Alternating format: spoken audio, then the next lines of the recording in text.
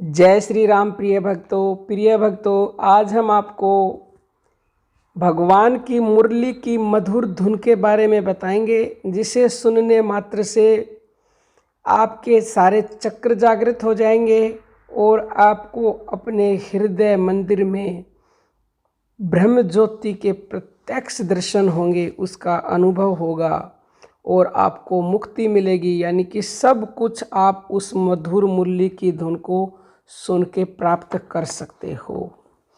अब देखिए, ध्यान से सुनिएगा, बहुत ही महत्वपूर्ण टॉपिक है, क्योंकि फिर आप बाद में कमेंट करते हो। तो मुरली की धुन क्या है? जो हम सब के अंदर बिना मुरली बजाए बज रही है, यानी कि उसको कोई बजा नहीं रहा, वो स्वयं बज रही है हमारे अंदर। भगवान उसको स्वयं बजा रहे, हम नहीं बजा रहे, कोई इंसान उसको नहीं बजा रहा। उसी मुरली की धुन को अनाहत नाद कहते हैं, उसी को नाद ब्रह्म कहते हैं और उसी को ब्रह्म नाद भी कहा जाता है, उसी को अनहद नाद कहते हैं। अनहद नाद से ज्योति भी प्रकट होती है और उसी से हमारे सारे चक्र जागृत होते हैं, क्योंकि जब जागृत चक्र होंगे तभी वो ज्योति प्रकट होती है हमारे आज्ञा चक्र में। हृदय से वो ज्योति उठ करके और हमारे आज्ञा चक्र में आ जाती है।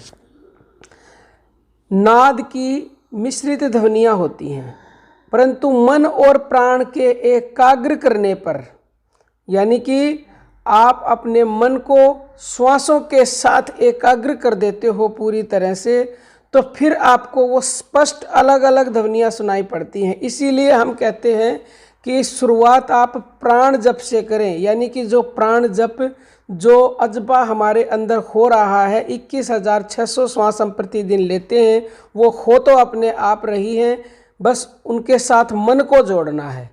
तो जब आप अजपा करते रहोगे, प्राण जप करते रहोगे, तो वो आपको अनहद नाद, ब्रह्मनाद, वो मुरली की धुन आपको सुनाई देने लगती है स्पष्ट। शुरुआत में आपको ये अलग अलग ध्वनियाँ सुनाई देंगी, जैसे कि झिंगुर की झंझनाहट, फिर मंजीरे की किनकिनाहट, फिर भोरे का गुंजार, फिर घंटी की मधुर झनकार, घंटे का निनाद और नगारे की आवाज़, फिर वंशी और मीणा की मधुर ध्वनि, यानी कि फिर आपको बंसी की आवाज़ सुनाई देगी, शंखनाद, बादल जैसा और मेघ गर्जना जैसी आवाज़ें भी आपको सुनाई पड़ती हैं। ये 10 तरह की आवाज़ें होती हैं। साधक जैसे जैसे इसके ऊपर मन को टिकाता है, पूरा अपनी श्रुति को वहाँ टिका देता है, तो एक के बाद एक आवाज़ उसको अपने आप ही सुनाई देने लग जाती है। हृदय कुंज में जिसे अनाहद नाद की मधुर ध्वनि सुनाई पड़ती है, सच में वह साधक बड़ा ही भाग्यशाली है। अनाहद नाद बाह्य कानों से सुनने वाली ध्वनि नहीं है, कानों से सुन पड़ने वाली ध्वनि जगत नाद है, ब्रह्मनाद नहीं। जगत में जो भी ध्वनियाँ होती हैं वो सुनाई पड़ती हैं, लेकिन ब्रह्मनाद बाह्य कानों से नहीं सुनेगा। अनाहत नाद तो नैसर्गिक नाद है, यानी कि ये अंदर की बात है, यह स्वतः ही उद्भूत होने वाला नाद, अपने आप ही ये हो रहा है, जो हृदय आकाश में सुनाई पड़ता है। बाह्याकरण पुटों को बंद करो, यानी कि दोनों कानों में उंगली डाल लो, जो अंतर जगत में प्रवेश करता है उसे ही यह अनाहत नाद का मधुर नाद सुनाई पड़ता है। इस नाद के श्रवण करने से अशांत मन शांत एवं एकाग्र हो जाता है। नाद ब्रह्मनाद की महिमा बड़ी ही अलौकिक है। संतों ने कहा है कि भगवान की कृपा से, सदगुरु की कृपा से अनाहद नाद श्रवण करने की साधना का अभ्यास कर यह अनुभव प्राप्त किया है कि घंटा, शंख, नगाड़े, तुरई, वीणा, सितार, मेघ की गर्जना एवं वंशी की मधुर तान के समान ध्वनि अनाहत श्रवण की साधना में स्पष्ट सुनाई पड़ती है हृदय मंदिर में।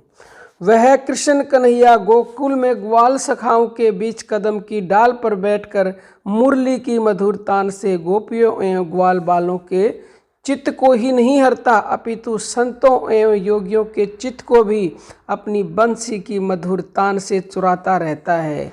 नाद ब्रह्म रूपी चित्त चोर कन्हैया की मुरली तो सबके हृदय रूपी कुंजवन में ब्रह्मरंध्र रूपी कदम की डाल पर सतत बजती रहती है, लेकिन उस मधुर तान को कोई सौभाग्यशाली साधक ही सुन पाता है, दूसरा नहीं।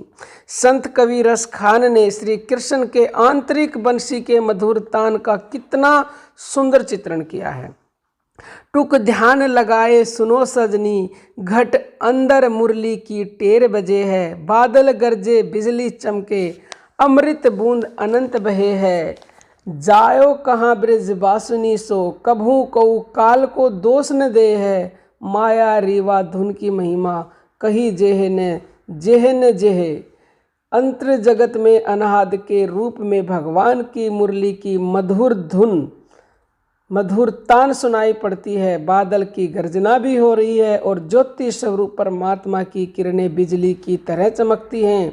वहाँ साधक अनाहद नाद श्रवण करते हुए अमृत बूंद का रसपान भी करता है। सचमुच हृदय मंदिर में होने वाली अनाहत नाद की मधुर ध्वनि अवर्चनीय है।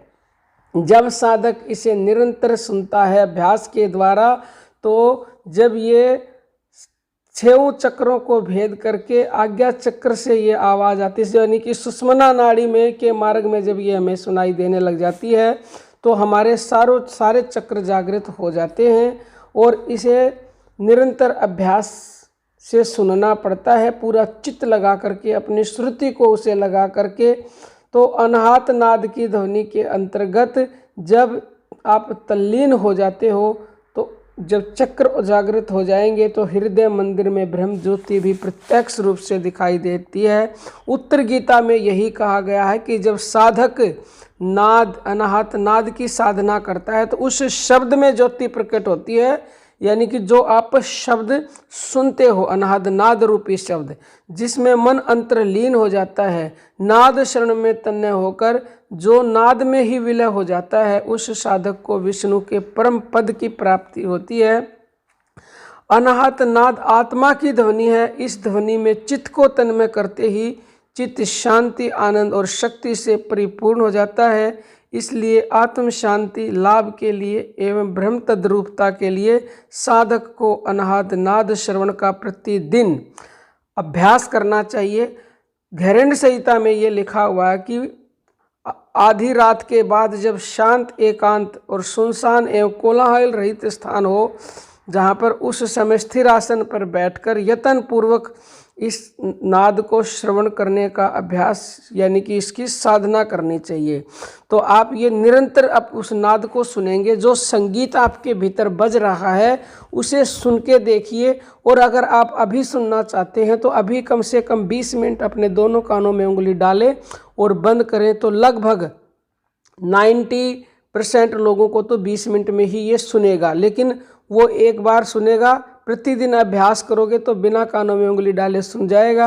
और कान में उंगली डालकर बंद करेंगे तो फिर आपको आपके मन जो है उसके ऊपर टिकेगा, क्योंकि बाहर की आवाज़ें आनी बंद हो जाएंगी। और ये सुनते सुनते सारे चक्र अपने आप ही जागृत हो जाते हैं।